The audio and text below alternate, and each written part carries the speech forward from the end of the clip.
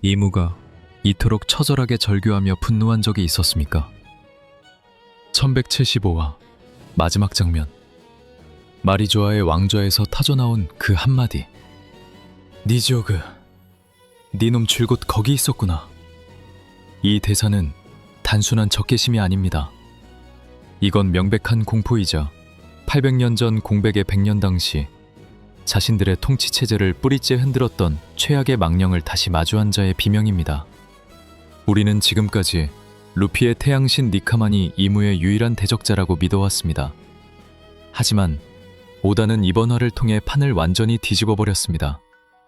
이무가 진정으로 두려워하는 것은 빛의 해방자가 아니라 세계의 뿌리를 갉아먹고 모든 것을 물어돌리는 종말의 영, 바로 니지오그였다는 사실이 드러난 겁니다. 여러분, 해적담에 다시 오신 것을 환영합니다. 오늘 우리가 파헤칠 진실은 단순히 로키의 열매 능력이 아닙니다. 왜 세계의 정점에 서 있는 이무가 하필이면 이 시점에 니지오그라는 이름을 부르며 전율했는가 하는 점입니다. 1175화에서 드러난 이무의 반응을 정밀 분석해보면 그는 지금껏 엘바프에 숨겨진 이 거대한 힘의 존재를 눈치채지 못하고 있었습니다. 아니, 정확히는 죽었다고 믿었거나 봉인되었다고 확신했던 힘이 로키라는 그릇을 통해 부활했다는 사실에 경악한 것이죠. 생각해 보십시오. 이무는 직접 군쿠라는 가명으로 변장해 엘바프 내부에 잠입해 있었습니다. 세계 정부의 최고 권력자가 직접 현장에 뛰어들었다는 건 그만큼 엘바프에 숨겨진 무언가가 오로성조차 감당할 수 없는 수준의 위협이라는 뜻입니다. 그런데 그 위협의 정체가 바로 로키가 먹은 환수종 니지오그였습니다. 북유럽 신화에서 니지오그는 세계수 위그드라실의 뿌리를 갉아먹으며 세계의 멸망을 기다리는 존재입니다. 원피스 세계관으로 치환하면 이 세계의 근간이자 이무가 지배하는 질서의 뿌리를 파괴할 수 있는 유일한 천적이라는 의미가 됩니다. 여기서 소름 돋는 포인트는 이무의 대사입니다. 그는 로키를 로키라 부르지 않고 니지오그라고 불렀습니다. 이는 로키라는 인격보다 그 안에 깃든 열매의 의지, 즉 공백의 100년 당시 자신과 대립했던 그 사악한 영혼을 알아본 것입니다. 니카가 자유의 상징이라면 니지오그는 파괴와 종말의 상징입니다. 이무 입장에서는 니카라는 태양이 떠오르는 것도 골치 아픈데 지옥 밑바닥에서 자신을 잡아먹으러 올라온 검은 용까지 부활했으니 그야말로 역대급 패닉 상태에 빠진 겁니다. 결국 이번 화를 통해 확실해진 것은 엘바프 팬의 본질이 단순한 거인족과의 우정이 아니라는 점입니다. 이것은 공백의 100년 당시 종결되지 못했던 신들의 전쟁, 그 이막의 시작입니다. 이무가 왜 킬링함과 서머를 대동하고 직접 움직였는지, 그리고 왜 로키를 그토록 오랫동안 감시해왔는지 모든 퍼즐이 맞춰지고 있습니다. 하지만 여러분, 여기서 우리는 오다 H로가 깔아놓은 가장 위험한 함정을 경계해야 합니다. 1175화에서 공개된 14년 전의 회상은 우리에게 아주 기묘한 질문을 던집니다. 자루로 노사가 상영하는 그 현장에 로저 해적단의 두 핵심 인물인 샹크스와 갸반이 있었다는 사실이죠. 여러분, 이건 단순한 카메오 출연이 아닙니다. 사왕, 샹크스가 어떤 인물입니까? 세상의 균형을 유지하기 위해 오로성과 독대까지 하는 남자입니다. 그런 그가 세계를 멸망시킬 수도 있는 니지오그의 탄생을 옆에서 지켜보기만 했다는 건 상식적으로 말이 안 됩니다.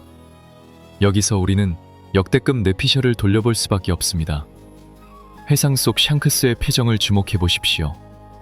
그는 로키가 열매를 먹는 것을 막으려 하지 않았습니다. 오히려 그 위험한 힘이 세상에 다시 나타나야만 하는 이유를 이미 알고 있었던 눈치였죠. 자루로가 설명한 라그닐과 라타토스크의 전설도 핵심입니다.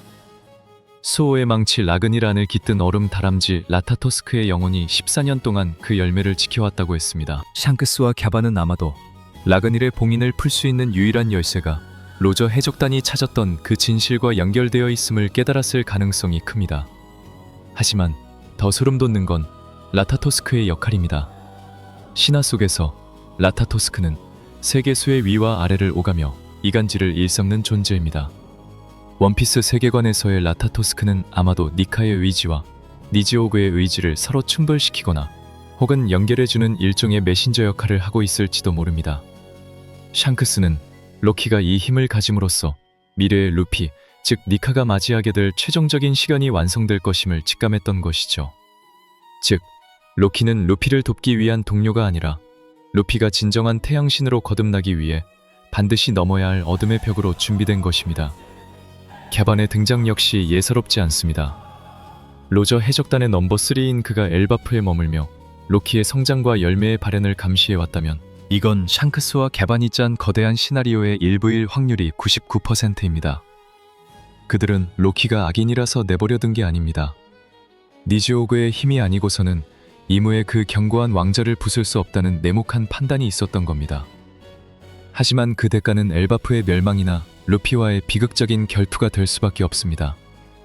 14년 전 그들이 나눈 대화의 전말을 밝혀지는 순간 원피스 전체의 구도는 완전히 뒤바뀔 것입니다. 수호의 망치 라그닐과 그 안에 깃든 라타토스크의 영혼. 여러분, 이 설정은 단순히 엘바프의 전설을 풍성하게 만들기 위한 장식품이 아닙니다. 이건 니카와 대립할 수 있는 유일한 신격을 완성하기 위한 오다 에이치로의 치밀한 설계입니다. 1175화에서 드러난 가장 충격적인 사실은 이 망치가 단순한 무기가 아니라 니즈오그라는 재앙을 통제하고 보존하기 위한 살아있는 봉인이었다는 점입니다. 북유럽 신화에서 라타토스크는 세계수의 위아래를 오가며 정보를 전달하는 다람쥐입니다. 그런데 원피스 세계관에서는 이 존재가 얼음 다람쥐의 영혼으로 묘사되며 라그닐이라는 망치에 속박되어 있습니다. 여기서 우리는 역대급 소름 돋는 가설을 세울 수 있습니다. 왜 하필 얼음일까요? 그것은 바로 뜨겁게 타오르는 태양, 즉 태양신 니카의 힘을 억제하거나 그에 맞서기 위한 속성이기 때문입니다.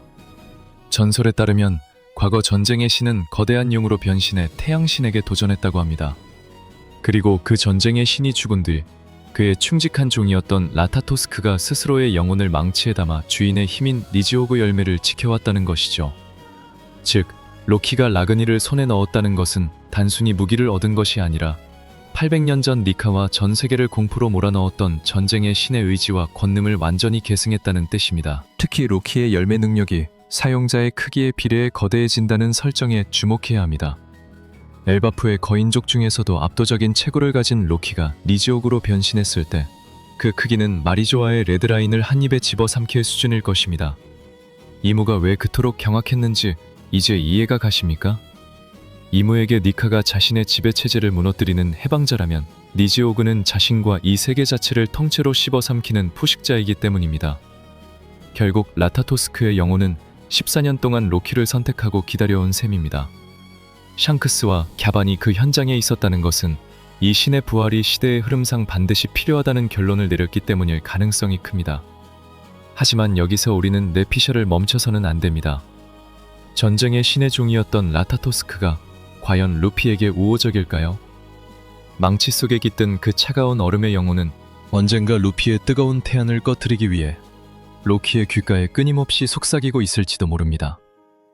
이것이 바로 엘바프가 약속의 땅인 동시에 신들의 황혼이 시작되는 전장이 될 수밖에 없는 이유입니다. 여러분, 지금 루피와 로키가 손을 잡고 서머를 박살내는 장면을 보며 환호하고 계십니까? 태양신과 전쟁의 신의 공동 전선이라니 정말 역대급 전율이 흐르는 연출이죠. 하지만 여러분, 정신 차려야 합니다. 이건 오다 에이치로가 우리에게 던진 가장 달콤하고도 치명적인 독이 든 사탕입니다. 저는 오늘 이 자리에서 단언합니다. 지금 이들의 협력은 100% 비극으로 끝날 수밖에 없는 시한폭탄입니다. 왜냐고요? 니즈오그라는 존재의 본질 자체가 태양과 공존할 수 없는 파멸의 상징이기 때문입니다. 북유럽 신화에서 니즈오그는 단순히 나무뿌리를 갉아먹는 용이 아닙니다. 그는 라그나로크, 즉 신들의 황혼이 찾아왔을 때 죽은 자들의 시체를 날개에 싣고 전장을 누비는 종말의 인도자입니다.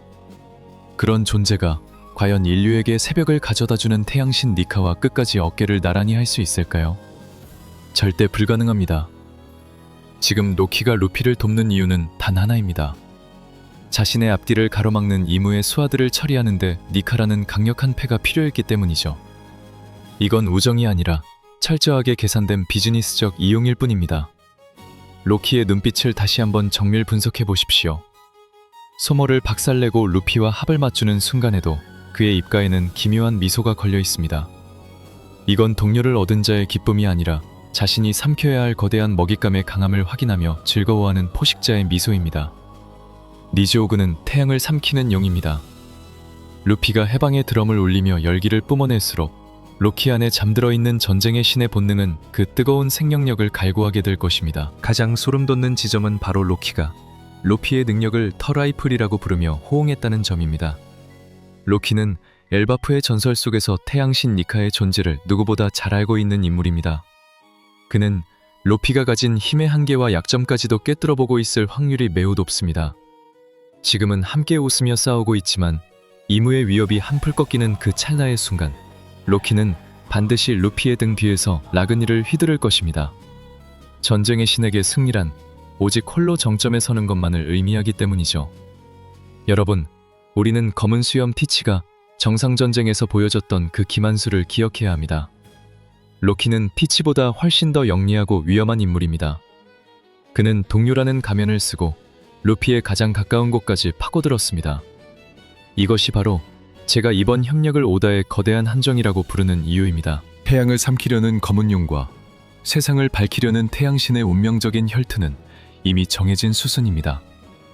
지금의 협력은 그 비극을 더욱 극적으로 만들기 위한 장치일 뿐이라는 사실을 잊지 마십시오. 나미를 구출하기 위해 현장에 도착한 조로, 그의 입에서 나온 계획이라는 단어에 우리는 주목해야 합니다. 여러분, 우리가 아는 조로는 앞뒤 가리지 않고 베어넘기는 스타일이지 치밀한 전략을 짜는 타입이 아닙니다.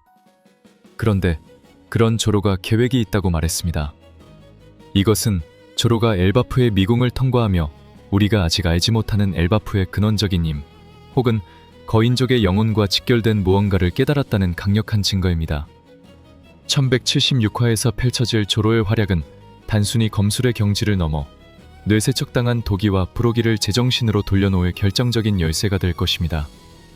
현재 도기와 브로기는 도미 리버시라는 잔혹한 정신 지배 아래 놓여 있습니다. 엘바프의 자존심이자 긍지인 그들이 아군을 공격하는 이 비극적인 상황을 끝낼 방법은 오직 하나뿐입니다.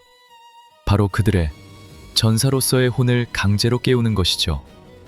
조로는 아마도 와노쿠니에서 엠마를 길들이며 터득한 패기의 방출 방식을 응용해 거인족의 거대한 기운에 직접 파격을 주는 방식의 계획을 세웠을 확률이 높습니다. 베는 것이 아니라 잠든 의식을 베어 깨우는 역대급 검술이 등장할 차례입니다.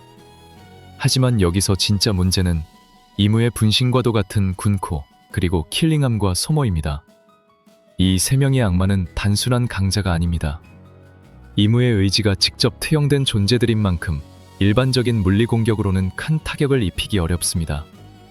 특히 킬링함과 서머가 보여주는 기괴한 능력은 오로성 이상의 위협으로 다가오고 있습니다. 조로가 나미를 구출하는 과정에서 이들과 맞닥뜨리게 된다면 그것은 조로 인생에서 가장 고전하는 전투가 될지도 모릅니다. 하지만 조로에게는 슈스이 이후 엘바프에서 얻게 될 새로운 떡밥이 기다리고 있습니다. 엘바프의 고대병기 혹은 성스러운 유산과 조로의 검이 공명하는 순간 전황은 순식간에 뒤집힐 것입니다. 1176화의 전개는 더욱 처절해질 것입니다. 나미를 인질로 잡고 루피를 흔들려는 이무의 계략에 조로가 어떤 파격적인 수로 대응할지가 관건입니다. 조로의 계획은 아마도 자신을 미끼로 던져 이무의 시선을 분산시킨 뒤 그 큰 틈을 타 상디와 로빈이 합류해 나미를 구출하는 연합작전일 가능성이 큽니다. 밀짚모자 일당의 괴물 3인방이 각자의 위치에서 이무의 그림자들을 압박하기 시작할 때 진정한 엘바프 전면전의 막이 오를 것입니다. 여러분, 조로가 준비한 카드는 결코 평범하지 않을 것입니다. 그의 검 끝이 향하는 곳은 적의 목이 아니라 이 거짓된 신들이 만들어낸 비틀린 운명의 실타래 자체일 테니까요. 1176화에서 우리가 목도하게 될 광경은 단순히 소년 만화적인 승리가 아닐 것입니다. 태양신 루피와 전쟁의 신 로키, 이 두 존재의 만남은 이무에게 있어 800년을 기다려온 가장 끔찍한 악몽의 재림입니다. 하지만 제가 이번 분석을 통해 계속해서 강조했듯 이들의 일시적인 협력은 결국 거대한 파멸을 향한 시한폭탄일 뿐입니다. 니카라는 빛이 강해질수록 니지오그라는 어둠 역시 그 그림자를 넓혀갈 것이고 그 끝에 기다리는 것은 우리 모두의 예상을 뛰어넘는 잔혹한 혈투가 될 것이기 때문입니다. 조로가 던진 계획이라는 승부수와 나미를 구출하기 위한 밀짚모자 일당의 총공세는 엘바프를 원피스 역사상 가장 뜨거운 전장으로 만들 것입니다. 이무가 왜 직접 움직였는지, 그리고 왜 그토록 니지오그라는 이름에 전율했는지에 대한 해답은 이제 1176화에서 본격적으로 드러나기 시작할 것입니다. 여러분은 과연 로키가 끝까지 루피의 아군으로 남을 것이라 믿습니까? 아니면 제가 경고한 대로 태양을 삼키는 용으로서 본색을 드러낼 것이라 보십니까? 여러분의 날카로운 뇌피셜을 댓글로 남겨주시기 바랍니다. 엘바프의 운명, 그리고 루피의 운명이 걸린 이 거대한 서사에서 눈을 떼지 마십시오. 오늘 분석이 흥미로우셨다면 해적담 채널 구독과 좋아요, 그리고 알림 설정까지 꼭 부탁드립니다. 저는 다음화 더 소름돋는 분석과 충격적인 소식으로 다시 찾아뵙겠습니다. 지금까지 해적담이었습니다.